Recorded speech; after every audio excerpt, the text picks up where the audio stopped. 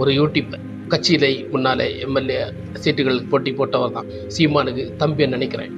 அப்பேற்பட்ட ஒரு நம் யூடியூப் சேனலில் மிக அப்பட்டமான ஒரு கருத்தை வெளியிட்டு அவரை குறைந்த நாளாக நம்ம பார்த்து கொண்டு வருகிறோம். திமுக அரசை தாக்கி பேசுவது, இந்த மாதிரி நேர் எதிராக ஒரு கட்சியை நமக்கு தாக்கி பேசுவது நமக்கு நேர் எதிரான ஒரு பொறுப்பில் இருக்க வேண்டும் கட்டாயம். அப்படி இல்லை என்றால் நமக்கு ஒரு கட்சியை தாழ்த்து பேசினால் அது மிக குற்றமாக அமையும் என்பதை நமக்கு சிந்திக்க வேண்டும் இல்லையா?